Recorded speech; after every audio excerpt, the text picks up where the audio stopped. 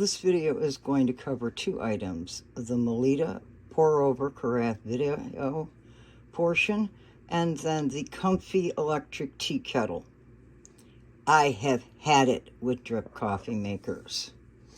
The Melitta will fit comfortably over a cup, uses a number 4 filter like most of our drip makers, has a really nice seal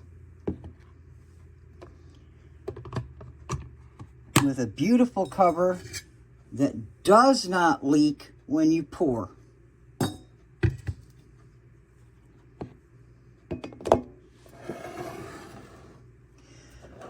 The comfy tea kettle to heat the water for the Melitta removes from its base,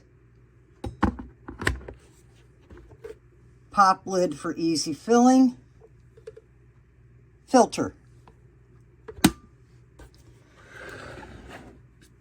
3 minutes for hot water, 5 minutes for coffee. I can make it faster this way than I can make it with a drip maker. There will be no more rusted hot plates and no more leaking water dispensers full of bacteria. Done. Great way to do things. Thank you, both companies.